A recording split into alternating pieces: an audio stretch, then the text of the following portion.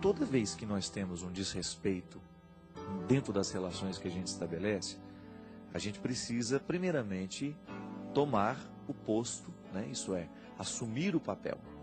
Quando a gente é desrespeitado, é porque de alguma forma nós autorizamos o desrespeito. Eu sempre digo isso e tenho uma convicção muito clara disso. Para mim isso é muito real.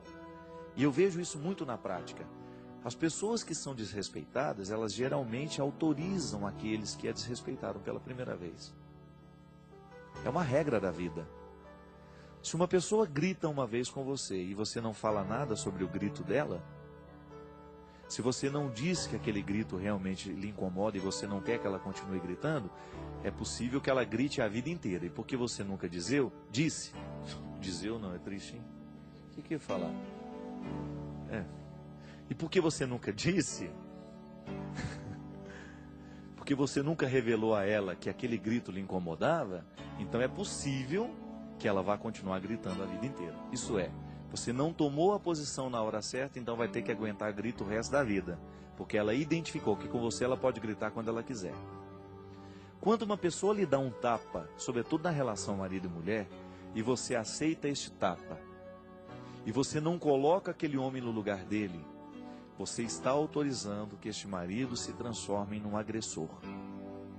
E muitas vezes denunciá-lo é a melhor forma de ajudá-lo. Você não pode ficar passando essa violência sozinha e calada. Porque cada vez que você oculta o seu agressor, você está dando pleno poderes a ele de continuar lhe agredindo. E essas relações marcadas pelas agressões são relações que nós chamamos de objetais. Martin Buber, um grande filósofo personalista, ele fazia uma distinção muito interessante nas relações que humanizam e nas relações que objetificam. O que é uma relação objetal? É quando eu estou diante de alguém que eu enxergo como um objeto. Um objeto eu posso fazer o que eu quero com ele. Ele não tem reação. Eu posso pegar essa cadeira e quebrá-la. Eu posso jogá-la fora, eu posso gritar com ela. E não vai alterar em nada o que essa cadeira é, porque ela é um objeto. Agora, a partir do momento que eu trato aquela pessoa como se ela fosse um objeto, isto é, com total desrespeito por ela, eu estou então desumanizando a relação. Uma relação desumanizada é uma relação que vai causar muito sofrimento em quem está dentro dela. Porque nós não queremos ser desumanizados. Mas volto a dizer, no momento em que há o primeiro gesto de desumanização, se a gente não reage contra esse gesto, é possível que a gente vá se desumanizando cada vez mais. E você sabe disso na prática. Começa a pensar aí na sua vida quantas pessoas já lhe agrediram com palavras, e são agressões constantes muitas vezes. Filha que grita com a mãe, isso é tão comum, não é? Filho que agride a mãe, um dia essa mãe perdeu a autoridade sobre ele. E a autoridade não é gritar não, viu? A autoridade é dizer a ele com calma, você não vai gritar comigo, porque eu sou sua mãe e mereço respeito. E você vai demonstrar por meio das suas atitudes, que se ele continuar gritando com você, ele vai passar por um processo de correção que lhe vai ser muito doloroso. Porque se você não contorce essa situação, não é aquela história? É de pequenino que se torce o pepino, não tinha uma coisa assim? É verdade. Se você não coloca a criança no lugar certo, daqui a pouco ela está mandando em você. Relação objetal entre pai e filho é muito comum.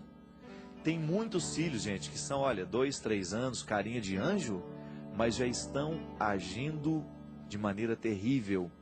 Já são diabólicas nas suas atitudes. Sabe por quê? Porque elas estão criando dentro delas um espírito de autoridade que um dia vai desencadear e até mesmo no risco de violência física contra os pais. Então é preciso que a gente o tempo todo jogue luz sobre as relações que nós estamos estabelecendo. Será que nós também não estamos tratando o outro como se fosse um objeto? Será que nós não estamos autorizando os agressores? Será que nós não estamos entregando a eles a possibilidade de fazerem com a gente o que eles bem entenderem?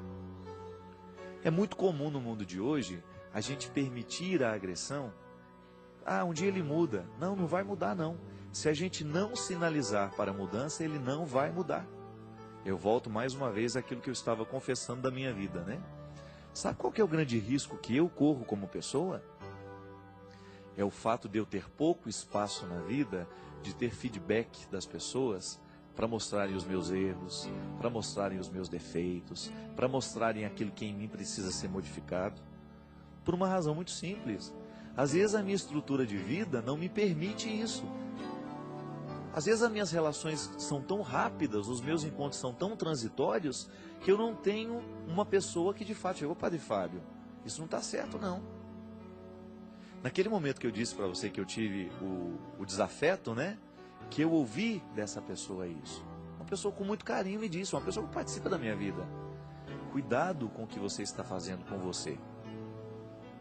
Porque chega um momento, gente, que assim como eu posso fazer bem a muita gente, eu posso fazer muito mal a uma pessoa. Tudo depende do que eu vou permitindo. E muitas vezes esse feedback é absolutamente necessário para que a gente não se torne objeto do outro. Deus me livre de ser objeto do outro. E a gente sempre corre esse risco, né? O que é você ser objeto do outro? É quando ele vê em você apenas a satisfação de uma necessidade. Às vezes eu tenho fama de não gostar de tirar foto. Não é que eu não gosto de tirar foto. É que no momento que eu estou cansado, eu gostaria de ser respeitado naquele meu cansaço. Quando uma pessoa faz da fotografia o mais importante, então eu me sinto objeto. Se aquilo que eu preguei, se aquilo que eu falei não é o mais importante, então eu paro com essa história agora. Cada vez que a gente se sente objeto do outro, ou então que ele te põe a mão quando ele quer, que ele te abraça do jeito que ele quer, não. O corpo é um limite que precisa ser respeitado. Eu não sou um objeto para o outro me encostar do jeito que ele quiser, me pegar do jeito... Não, as coisas não podem ser assim não. Você na sua vida estabelece os seus limites o tempo todo. E é importante que você estabeleça. Você não é objeto. Se você cair no meio de uma multidão, e essa multidão se sentir no direito de colocar a mão em você o tempo todo, não. É a história daquela menina, daquela atriz, né, Juliana Paz, que estava na praia, estava tomando um banho de mar e de repente o rapaz sentiu-se no direito de correr atrás dela e de abraçá-la e de ficar pegando nela. Que é isso? O fato dela ser uma pessoa pública, conhecida nacionalmente, não dá o direito das pessoas que encontram de beijá-la, de encostar, não. Há um limite que precisa ser respeitado.